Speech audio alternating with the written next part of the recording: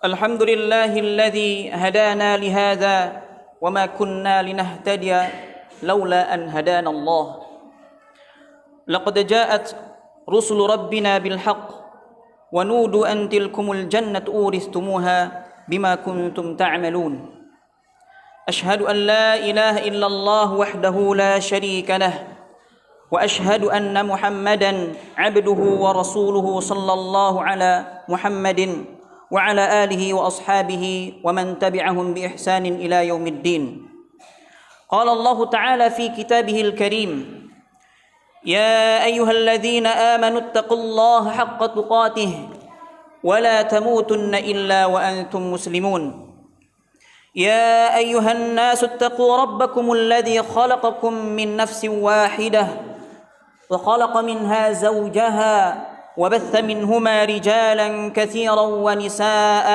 واتقوا الله الذي تساءلون به والأرحام إن الله كان عليكم رقيبا يا أيها الذين آمنوا اتقوا الله وقولوا قولا سديدا يصلح لكم أعمالكم ويغفر لكم ذنوبكم ومن يطع الله ورسوله فقد فاز فوزا عظيما فإن أصدق الحديث كتاب الله وأفضل الهدى هدى محمد صلى الله عليه وسلم وشر الأمور محدثاتها وكل محدثة بدعة وكل بدعة ضلالة وكل ضلالة في النار أما بعد jamaah salat Jumat yang semoga selalu Allah Subhanahu wa taala berkahi. Di hari Jumat yang penuh berkah ini, marilah kita bersama-sama memanjatkan rasa syukur kehadirat Allah Subhanahu wa taala atas berbagai kenikmatan yang telah diberikan kepada kita semuanya. Di antaranya nikmat sehat, nikmat umur panjang, dan nikmat yang paling agung adalah nikmat iman dan Islam. Semoga kita senantiasa mampu memelihara rasa syukur kita kepada Allah Subhanahu wa taala dengan mempertebal ketakwaan kita kepada Allah Subhanahu wa taala.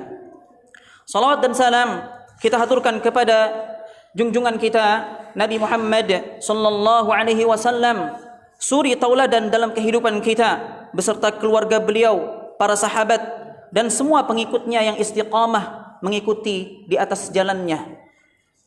Sebagaimana kita ketahui, salat Jumat adalah kewajiban bagi setiap muslim yang beriman. Allah Subhanahu wa taala menyuruh orang-orang yang beriman untuk menghadiri salat Jumat dan meninggalkan segala aktivitas duniawi seperti jual beli. Ketika panggilan azan dikumandangkan, Allah Subhanahu wa taala berfirman, يا أيها الذين آمنوا إذا نودي للصلاة من يوم الجمعة فاسعوا إلى ذكر الله وذروا البيع. Wahai orang-orang yang beriman, apabila diseru untuk menunaikan salat Jumat, maka bersegeralah menuju mengingat Allah Subhanahu wa taala dan meninggalkan jual beli. Surah Al-Jumu'ah ayat 9. Ayat ini mengajarkan kepada kita untuk bersegera memenuhi panggilan Allah dengan menghadiri salat Jumat, meninggalkan segala aktivitas duniawi seperti jual beli. Namun ada beberapa adab yang penting yang perlu diperhatikan agar ibadah ini tidak sia-sia dan mendapatkan pahala yang besar di sisi Allah Subhanahu wa taala. Jamaah salat Jumat yang semoga dirahmati oleh Allah Subhanahu wa taala, adab yang pertama, diharapkan datang lebih awal ke masjid untuk menghadiri salat Jumat. Dari Abu Hurairah radhiyallahu anhu, Rasulullah sallallahu alaihi wasallam bersabda, "Man raha fi as-sa'ati al-ula faka'annama qarraba badanatan." Siapa yang berangkat Jumat di awal waktu, maka ia seperti berkurban dengan unta. Wa man raha fi as-sa'ati ats-tsaniyah faka'annama qarraba baqaratan. Dan barang siapa yang berangkat Jumat di waktu kedua, maka ia seperti berkurban dengan seekor sapi. Wa man raha fi as-sa'ati ats-tsalitsah faka'annama qarraba kabashan aqran. Dan siapa yang berangkat Jumat di waktu yang ketiga, maka ia seperti berkurban dengan kambing gibas yang bertanduk. Wa man raha fi as-sa'ati ar-rabi'ah faka'annama qarraba dajajatan. Dan barang siapa yang berangkat Jumat di waktu yang keempat, maka ia seperti berkurban dengan ayam. Wa man raha fi sa'ati al-khamisah faka'annama qarraba baydatan. Dan barang siapa yang berangkat Jumat di waktu kelima, maka ia seperti berkurban dengan telur. Hadis sahih diriwayatkan oleh Bukhari dan Muslim. Kemudian adab yang kedua, berangkat dari rumah dalam keadaan berwudu. Dari Abu Hurairah radhiyallahu anhu, Rasulullah sallallahu alaihi wasallam bersabda, "Man tawadda'a fa ahsana al-wudu'a thumma ata al-jum'ata fastama'a wa ansata ghufira lahu ma bainahu wa bainal jum'ati wa ziyadatu thalathati ayyamin wa man massal hasa faqad lagha."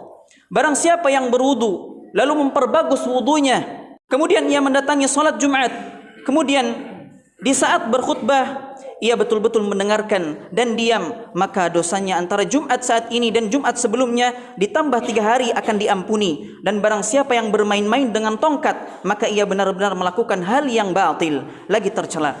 Hadis diriwayatkan oleh Muslim. Jamaah salat Jumat yang semoga dirahmati Allah Subhanahu wa taala. Adab yang ketiga, mandi Jumat dan bersih-bersih diri dari rumah. Di dalam hadis Rasulullah sallallahu alaihi wasallam memberikan anjuran terkait mandi dan wudu di hari Jumat. Beliau sallallahu alaihi wasallam bersabda, "Man tawaddaa yaumal jum'ati fabiha wa ni'matu wa man ightasala fal ghuslul afdal." Barang siapa yang berwudu di hari Jumat, maka itu baik. Namun barang siapa yang mandi ketika itu, maka itu lebih afdal. Hadis diriwayatkan oleh An-Nasa'i wa Tirmidzi wa Ibnu Majah. Keutamaan mandi pada hari Jumat juga dijelaskan di dalam hadis yang lain dari Abu Hurairah radhiyallahu anhu. Rasulullah sallallahu alaihi wasallam bersabda, "Man ightasala yawmal jum'ati ghuslal janabati thumma raha fi as-sa'ati al-ula faka'annama qarraba badanatan wa man raha fi as-sa'ati ath-thaniyah faka'annama qarraba baqaratan wa man raha fi as-sa'ati ath-thalithah faka'annama qarraba kabshan aqran ومن راح في الساعة الرابعة فكأنما قرب دجاجة ومن راح في الساعة الخامسة فكأنما قرب بيضة فإذا خرج الإمام وحضرت الملائكة يستمعون الذكر." متفق عليه. Dari Abu Hurairah radhiyallahu anhu, Rasulullah sallallahu alaihi wasallam bersabda, barang siapa yang mandi pada hari Jumat seperti mandi junub, lalu ia pergi pada saat yang pertama, maka seolah ia telah berkurban seekor unta. Barang siapa yang pergi pada saat kedua, maka seolah ia telah berkurban dengan seekor sapi. Barang siapa yang pergi pada saat ketiga, maka seolah ia telah berkurban dengan seekor domba yang bertanduk. Barang siapa yang pergi pada saat keempat, maka seolah ia telah berkurban seekor ayam. Dan barang siapa yang pergi pada saat kelima, maka seolah ia telah berkurban dengan sebutir telur. Lalu ketika imam keluar, hadirlah para malaikat untuk mendengarkan peringatan khutbah. Muttafaqun alaih. Dua hadis ini menunjukkan betapa pentingnya mempersiapkan diri untuk salat Jumat dengan menjaga kebersihan, termasuk mandi, serta bersegera datang ke masjid untuk meraih keutamaan yang besar sesuai waktu kedatangan. Kemudian adab yang keempat, dilarang berbicara dan ngobrol saat mendengarkan khutbah Jumat. Dari Abu Hurairah radhiyallahu anhu, Nabi sallallahu alaihi wasallam bersabda, "Idza qulta li sahibika yaumal jum'ati ansit wal imamu yakhutubu faqad laghawta." Jika engkau berkata pada sahabatmu pada hari Jumat, diamlah, khatib sedang berkhutbah, sungguh engkau telah berkata sia-sia. Hadis diriwayatkan oleh Bukhari dan Muslim. Namun pembicaraan satu arah masih diperbolehkan, seperti misalnya khatib mengingatkan jamaah yang ribut, atau khatib mengingatkan jamaah yang belum salat tahiyatul masjid.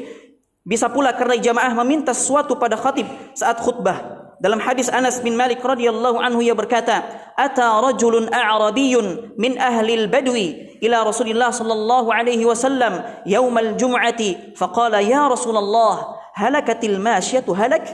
Ada seorang Arab Badui mendatangi Rasulullah sallallahu alaihi wasallam, dan saat itu beliau sedang berkhutbah Jumat. Ia berkata, "Wahai Rasulullah, hewan ternak pada binasa." Hadis diriwayatkan oleh Bukhari. Jamaah salat Jumat yang semoga dirahmati Allah Subhanahu wa taala. Adab yang kelima, melaksanakan salat tahiyatul masjid sebelum duduk. Dari Jabir bin Abdullah radhiyallahu anhu, ia berkata, Sulaik Al-Ghatafani datang pada hari Jumat dan Rasulullah sallallahu alaihi wasallam sedang berkhutbah. Kemudian ia masuk dan langsung duduk. Beliau pun berkata pada Sulaik, "Ya Sulaik, qum farka' rak'ataini wa tajawwaz fihima." Thumma qala, "Idza jaa ahadukum yawmal jum'ati wal imamu yakhutubu falyarka' rak'ataini wal yatajawwaz fihima." Wahai Sulaik, berdirilah dan kerjakan salat 2 rakaat tahiyatul masjid. Persingkat salatmu agar bisa mendengarkan khutbah. Lantas beliau bersabda, jika salah seorang di antara kalian menghadiri salat Jumat dan imam berkhutbah, tetaplah kerjakan salat sunnah 2 rakaat dan persingkatlah. Hadis diriwayatkan oleh Bukhari dan Muslim. Adab yang keenam, itu adab yang terakhir, dilarang memeluk lutut saat mendengarkan khutbah Jumat. Dari Sahal bin Mu'adz, dari bapaknya Mu'adz bin Anas al-Juhani, ia berkata, anna Rasulullah sallallahu alaihi wasallam naha 'anil hubwati yaumal jum'ati wal imamu yakhtub. Rasulullah sallallahu alaihi wasallam melarang dari duduk dengan memeluk lutut pada saat imam sedang berkhutbah. Hadis diriwayatkan oleh Tirmizi, Abu Dawud, kemudian Al-Hafidz Abu Thahir mengatakan bahwa hadis ini hasan. Imam An-Nawawi rahimahullahu taala dalam Riyadhus Shalihin membawakan hadis ini dengan menyatakan dalam judul bab karahatul ihtiba'i yaumal jum'ati wal imamu yakhtub li'annahu yajlibun naum fayafut istima'ul khutbati wa yakhafu intiqadu al-wudu. Dimakruhkan memeluk lutut pada hari Jumat saat khatib berkhutbah karena dapat menyebabkan tertidur sehingga terluput dari mendengarkan khutbah, dan khawatir pula seperti itu dapat membatalkan wudu. Semoga adab-adab menghadiri Jumatan ini bisa kita amalkan, dan semoga Allah Subhanahu wa taala menerima amal kita di hari Jumat ini. Aqulu qouli hadza wa astaghfirullah li wa lakum wa lisairil muslimin innahu huwas samiul alim.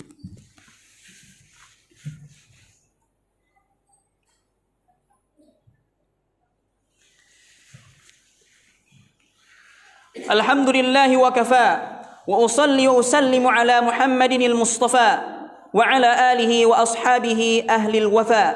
Ashhadu an la ilaha illallah wahdahu la syarika lah wa ashhadu anna Muhammadan abduhu wa rasuluh, amma ba'd.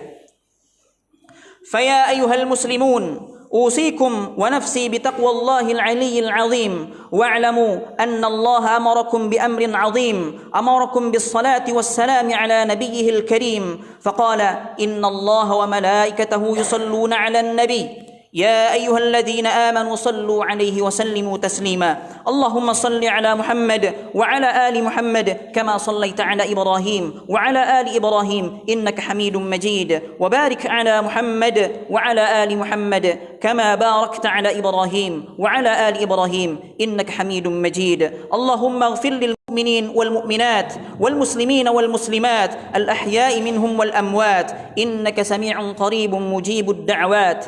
اللهم اكفنا بحلالك عن حرامك وأغننا بفضلك عمن سواك. اللهم إنا نعوذ بك من زوال نعمتك وتحول عافيتك وفجاء نقمتك وجميع سخطك. يا مقلب القلوب ثبت قلوبنا على طاعتك. اللهم إنا نسألك رضاك والجنة ونعوذ بك من سخطك والنار. اللهم أحسن عاقبتنا في الأمور كلها وأجرنا من خزي الدنيا وعذاب الآخرة. ربنا آتنا في الدنيا حسنة وفي الآخرة حسنة وقنا عذاب النار. عباد الله، إن الله يأمر بالعدل والإحسان وينهى عن الفحشاء والمنكر ويعظكم لعلكم تذكرون. فاذكروا الله العظيم يذكركم واشكروه على نعمه يزدكم ولذكر الله أكبر.